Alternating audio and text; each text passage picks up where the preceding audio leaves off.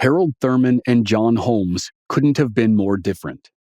Harold grew up on a farm before moving to the city of San Jose, California with his family in 1917 at the age of 11. Modesty defined his upbringing, but Harold quietly harbored dreams of wealth he would never pursue. His 5 sisters had well-paying careers and comfortable marriages, which left Harold as the family's outlier. He drifted in and out of low-paying jobs, ran with the wrong crowd, and bore the weight of his family's disappointment. For Harold, an accusation of criminal behavior wouldn't have surprised anyone. John Holmes was 2 years older than Harold, and John's family had moved to San Jose 2 years before Harold's family. John's father owned a popular tailor shop, and he sent John to San Jose High School, where John initially thrived. John was a tall, clean-cut football star who embodied promise, but his temper caused a heated argument with a teacher and got him kicked out of school. His expulsion could have derailed him completely, but it didn't. John landed a job at an electronics store, and by the age of 20, he was married with kids on the way. At 24, in 1928, John appeared to settle into family life. But then he made a radical change which sent his life down a different path. He left his job and relocated his family to the scenic coastal town of Half Moon Bay. Half Moon Bay was nestled between San Francisco to the north and San Jose to the south, and it became a smuggler's paradise. During the first 8 years of the Prohibition era, Half Moon Bay had developed into an outlaw haven for boats transporting illegal alcohol. John worked at a local gas station, which perfectly positioned him to meet smugglers who told sensational stories of their criminal exploits. Through the romanticized stories of the smugglers, John became fascinated by a life of crime. He was obsessed with news stories about crime, and he spent hours analyzing the ways in which he would have committed the crimes differently from the crooks who got caught. As his obsession grew, his life changed in 2 ways. He separated from his wife and kids, and he received a promotion from gas station attendant to salesman for Union Oil. His new job required him to spend long days on the road traveling between sales calls. During one of those long trips in 1933, he stopped at a gas station where Harold Thurman worked.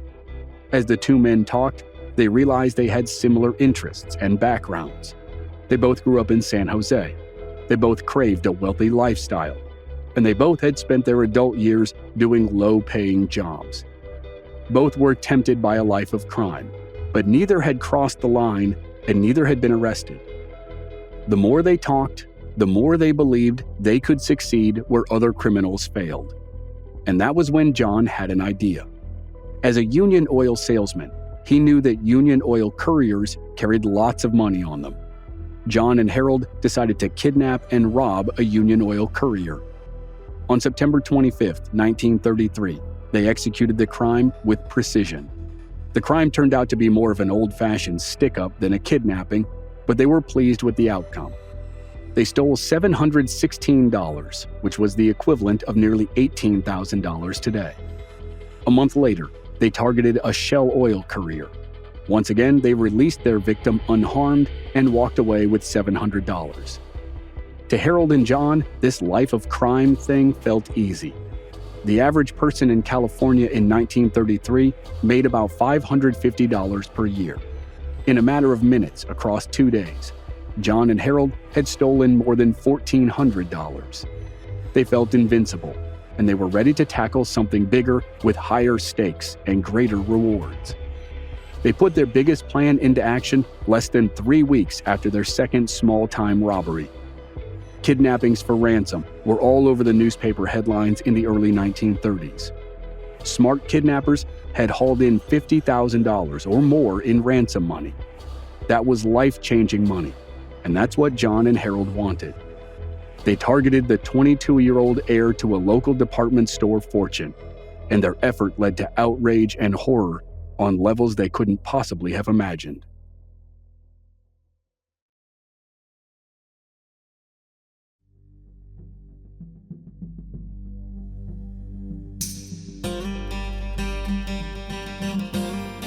From Black Barrel Media, this is Infamous America.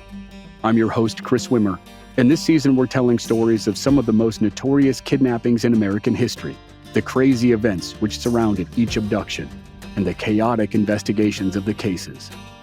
This is Episode 3, Brooke Hart, Human Devils. By 1933, John Holmes and Harold Thurmond had seen at least 3 high-profile kidnappings for ransom play out in the newspapers. At the end of 1932, a wealthy manufacturer in Indiana named Arthur Wolverton had been abducted and ransomed for $50,000. A little more than a month later, baby Charlie Lindbergh had been abducted, and his father, the world-famous aviator Charles Lindbergh, paid a $50,000 ransom. A year later, in July 1933, George Machine Gun Kelly and his wife abducted an oil baron named Charles Urschel in Oklahoma and collected $200,000 in ransom money. Holmes and Thurmond had made just $1,400 from their first 2 criminal efforts, and they were determined to go bigger in their next attempt. Their target, Brooke Hart, was the son of a wealthy and well-loved family in San Jose. The Hart family owned and operated Hart's Department Store, a business that was deeply rooted in the fabric of the community. Alex Hart and Eleanor Hart had 4 children, the eldest of whom was 22-year-old Brooke. Brooke was the heir to the Hart's Department Store fortune, a fortune which began with his grandfather. In 1866, Leopold Hart started a small market called the Cash Corner Store at the corner of Santa Clara Street and San Jose Street. What began as a humble venture evolved into a thriving store, which was said to have the same notoriety in San Jose as Macy's had in New York. When Leopold's son Alex joined the family business, he grew it into an all-in-one department store, which was a novel idea at the time. Customers could find household essentials and high-end goods in the same place. Hart's Department Store, as the business was called by locals, attracted people from all walks of life, and it soon became a social hub as well as a retail store.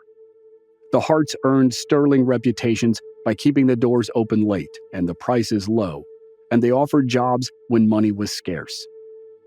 Despite the family's newly built Victorian mansion and Brooke's flashy Studebaker Roadster, envy didn't muddy their reputations. They gave back more than they took, and the townspeople cherished them for it. Brooke Hart essentially grew up in the store. He spent his childhood stocking shelves before graduating to bookkeeper and then sales clerk. After he attended Santa Clara University and then returned to the store, his father promoted him to vice president of the business. Brooke Hart was referred to as, quote, the town's most eligible bachelor. He was poised to lead the family business into a new era, and he and his father Alex had a close bond. Alex Hart had grown up at the end of the Old West era, and he was in his 50s by the time the automobile became commonplace. He never learned to drive, and he relied on Brooke as his driver and partner on daily commutes to the store and to business meetings. The routine meant the two were frequently together, a rhythm that was noticed by 2 men who were eager to make a small fortune on a kidnapping for ransom plot. John Holmes and Harold Thurmond had been watching Brooke Hart's routine, and they believed they were smart enough to succeed where other kidnappers had failed. Machine Gun Kelly and the Lindbergh kidnapper had received their ransom money, but at least according to the newspapers of the time, both had been caught and convicted of their crimes. Kelly's guilt was certain, but the Lindbergh kidnapper's guilt was a little more hazy. John and Harold were confident that their plan would allow them to get away clean.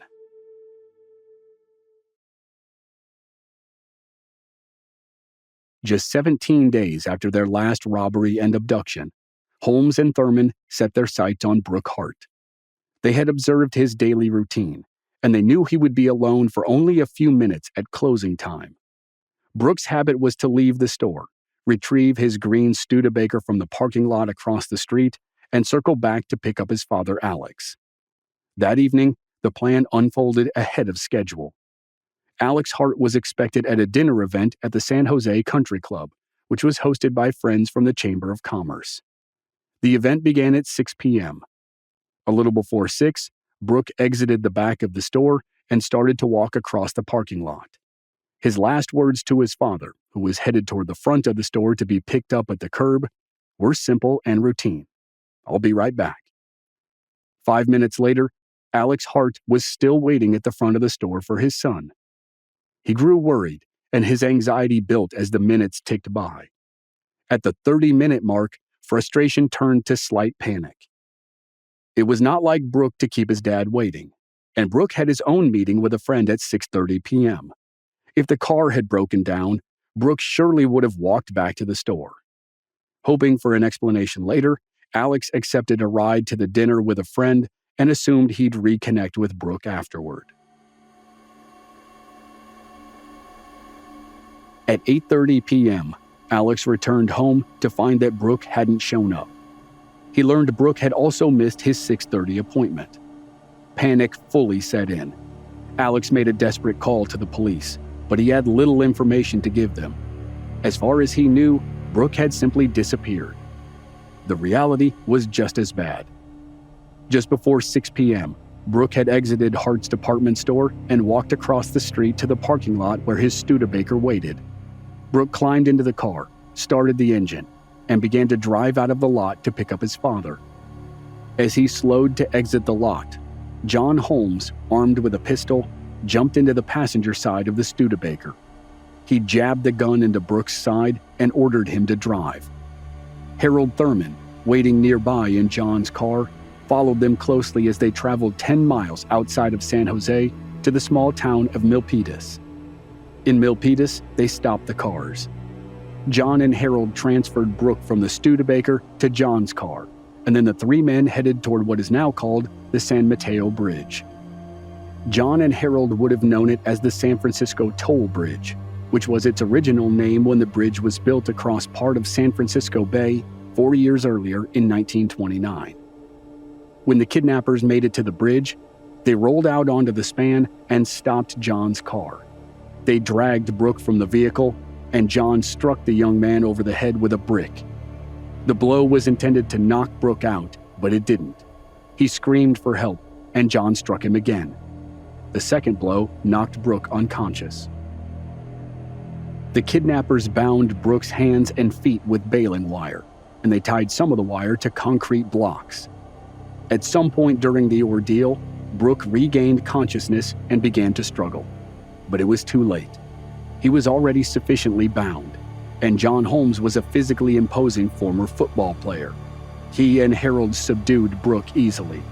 They hoisted Brooke up to the bridge railing and shoved him over the side. Brooke Hart plummeted into the waters of San Francisco Bay. John and Harold thought their work was done, but Brooke seemed to free himself from the wire. As he thrashed in the water, he reportedly yelled for help. John fired several shots from a small caliber gun, either from the bridge or down by the water, to silence Brooke Hart. The kidnappers then fled the scene and believed, like other criminals before them, they had committed the perfect crime. They never intended to keep Brooke alive. Hiding an adult during ransom negotiations was too risky, so killing him immediately was part of their calculated plan. The next phase was to demand the ransom money while making everyone believe Brooke Hart was still alive. But that wasn't as easy as they believed. For a plan that was supposed to be perfect, the number of mistakes and oversights grew quickly and then dramatically. The Hart family's home was chaos by 8:30 p.m. They had already reported Brooke missing to the police and were calling friends to piece together any leads. Brooke's father was the last to see or hear from him, just before 6 p.m. After that, there was nothing, until the phone rang. Brooke's younger sister, 18-year-old Elise, answered. On the other end was a strange man. His voice was cold and calculated as he demanded $40,000 in cash for the safe return of Brooke Hart. Adjusted for today's value, the kidnappers were asking for nearly $1 million. The man on the phone warned that any involvement with the police would result in Brooke's death. Further instructions will follow, he added before hanging up.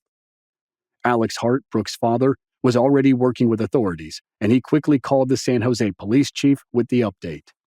Within hours, the Bureau of Investigation, the Santa Clara Police, and the San Francisco Police were actively involved. A missing persons bulletin went out, alerting authorities to search for Brooke Hart and any sign of his green Studebaker. The police wasted no time. Guards were stationed outside the family home. An investigator was on site for real-time updates, and phone lines were monitored with tracking devices. Alex Hart made a plea to the public. He spoke of Brooke's exceptional character and the close bond they shared as father and son. The words struck a chord, though the town didn't need convincing to rally. Brooke was well-liked and well-respected. Everyone was invested in bringing him home.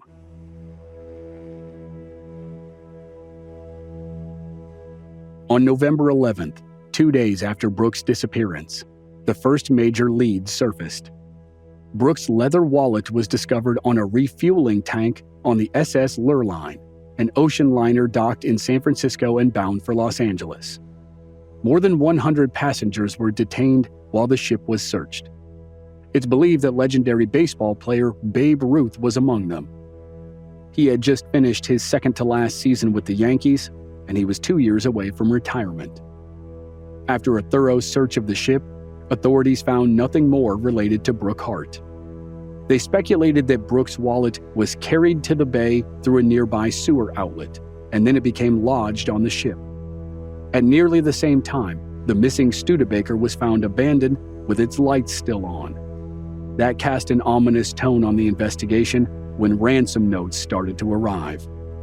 It's difficult to discern the exact dates and demands of the ransom notes, and there were a number that were deemed fraudulent.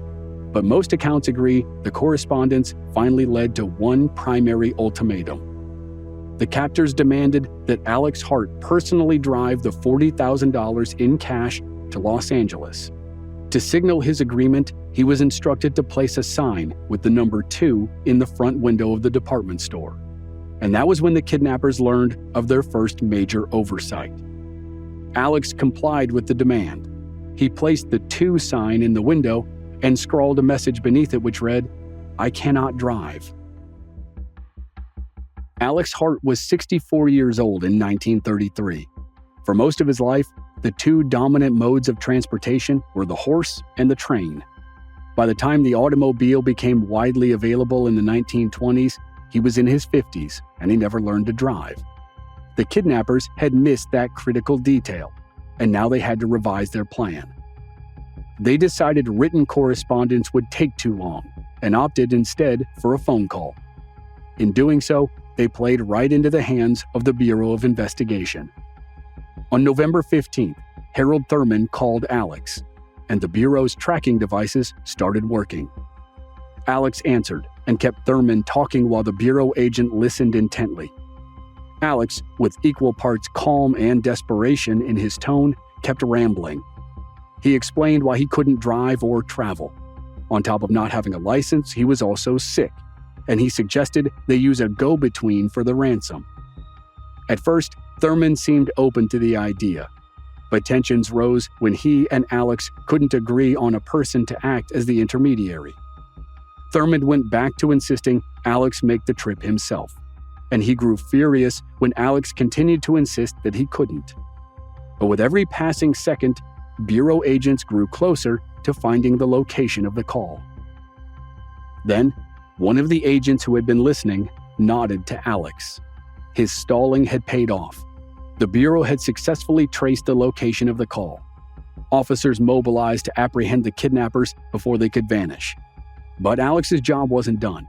He had to keep the kidnappers on the phone long enough for the police to close in. Alex did as instructed and maintained a steady stream of chatter.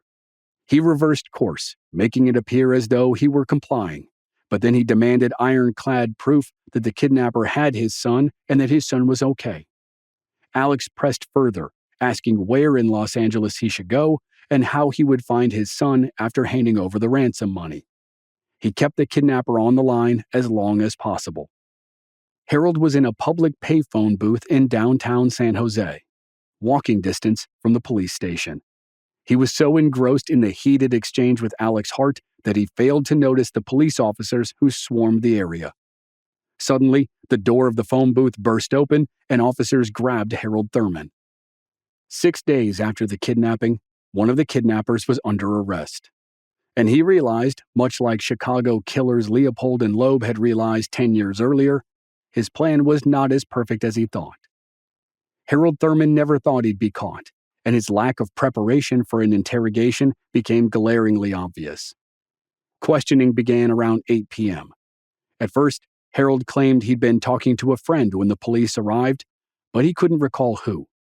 He changed his story and insisted he was talking to his mother.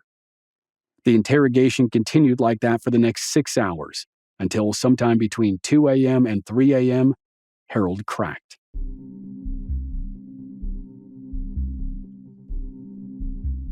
He named his accomplice, John Holmes, and provided a detailed account of the crime. He confessed that it started with John jumping into Brooke's car as Brooke exited the parking lot across from the department store.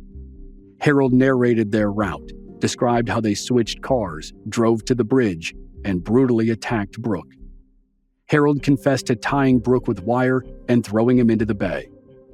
Harold then outlined the ransom notes and the call that sealed his fate. To top it off, he revealed the whereabouts of John Holmes.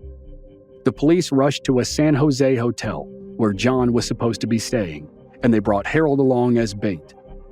Around 4 a.m. on November 16th, Harold knocked on John's door. A sleepy voice asked from behind the door, "Who is it?" Harold answered nervously, "It's me, Harold." John unlocked the door. Officers stormed in and arrested the second kidnapper in his underwear. After John put on some clothes, officers took him to the police station and started his interrogation. Initially, John denied everything. Detectives assured him they already knew the truth and they had no patience for lies. Like Harold, John cracked under the pressure. When he started talking, he revealed details which were darker than those from Harold. John, the former family man and football star, admitted to methodically planning the kidnapping. He said he and Harold stalked Brooke Hart for 6 weeks. He coolly explained how they decided early on that Brooke would not survive the ordeal. They had nowhere to stash him during negotiations, and ironically, they believed it was too risky to keep him alive. John revealed the details of tying Brooke with wire, throwing him over the bridge, and then shooting him to make sure he was dead. The calculated callousness was stunning, and the details of the crime were released to the public the next day, November 17, 1933. The story of Brooke Hart's murder ignited a fury which was beyond the police's expectations. The San Jose Evening News published an op-ed titled "Human Devils," which stated, "If mob violence could ever be justified, it would be in a case like this, and we believe the general public would agree with us." The article further described the newspaper's haunting visit to the Hart home, suggesting the enormity of the loss was enough to push even the most composed people to seek bloody vengeance. The newspaper was right. The general public did agree.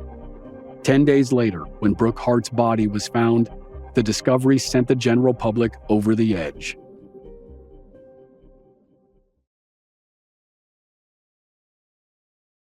After the confessions of John Holmes and Harold Thurman, police divers searched the gloomy waters of San Francisco Bay near the San Francisco Toll Bridge. They found 2 blood-stained 22-pound bricks and a pillowcase. Rumors spread that the pillowcase had been used in the murder to cover Brooke's head. More rumors circulated about the cold-blooded nature of John Holmes. People said he took his estranged wife to the movies after murdering Brooke Hart. One newspaper claimed claw marks were found on a steel column near the site where Brooke Hart was dumped, which prompted readers to picture the young man in a desperate struggle for his life. That detail, along with the pillowcase and the movie date, were never verified, but they all added fuel to the frenzy that was building around the case. On November 26th, 17 days after Brooke Hart went missing, 2 duck hunters found his remains. After the work of fish, crabs, and eels, the remains were barely recognizable. Authorities were only able to verify the identity from the markings on his clothing, which bore the stamp of Hart's department store. The post-mortem examination revealed Brooke Hart had died of drowning, and that none of the gunshot wounds had been fatal. The confirmation didn't provide any comfort, and it wouldn't have stopped the mob that was forming outside the county jail, even if it had arrived in time for people to hear it.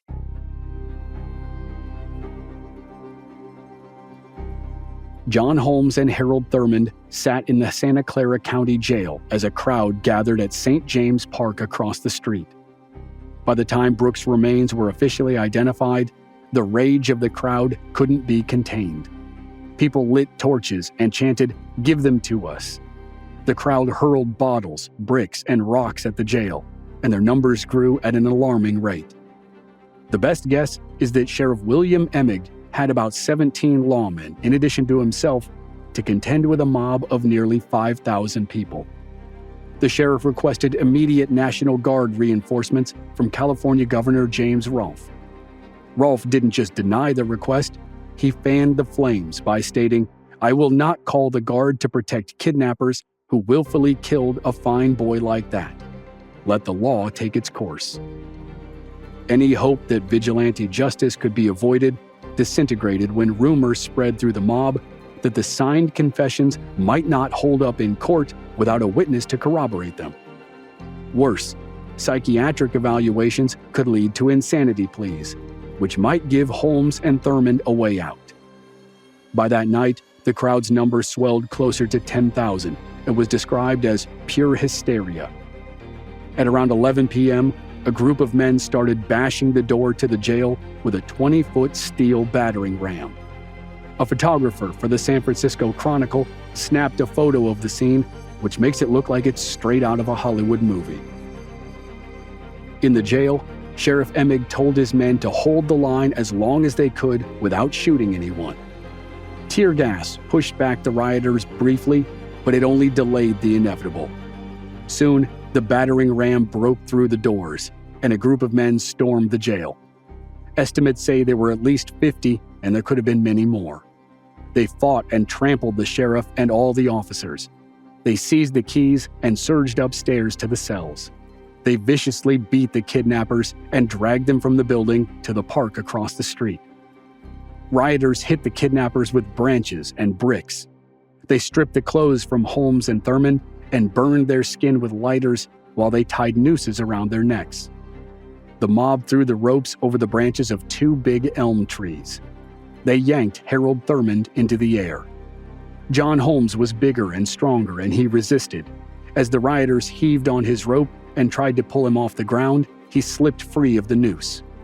The rioters pulled him down and broke both of his arms. After that, they successfully lynched the second of the 2 kidnappers and murderers. The crowd of between 5,000 and 15,000 men, women, and children cheered while the bodies of John Holmes and Harold Thurmond swung from the branches of the elm trees for the next 45 minutes, until they were cut down by police.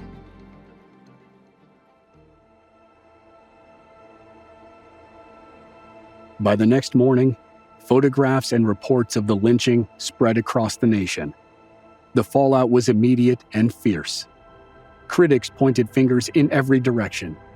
Sheriff William Emig insisted that he had done all he could with his limited resources. The Bureau of Investigation distanced itself, stating its role ended with the arrests.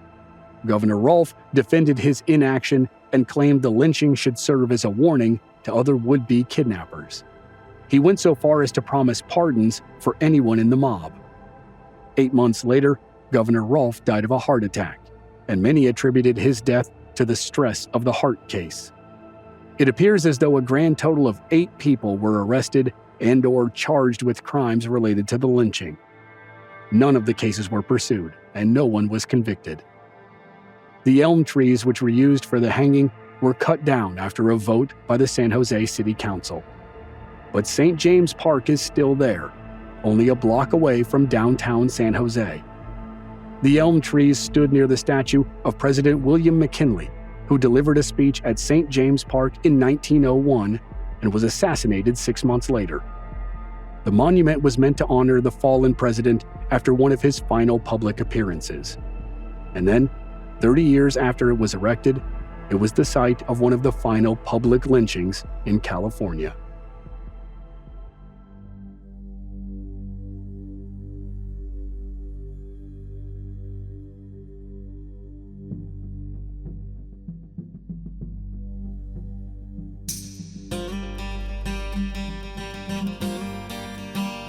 Next time on Infamous America, we're telling the story of the abduction of the great-grandson of a man who died in 1935, but remains the 12th richest man in American history. Get ready, because this one is wild, and it proves, as often happens, that truth is stranger than fiction. That's next week on Infamous America.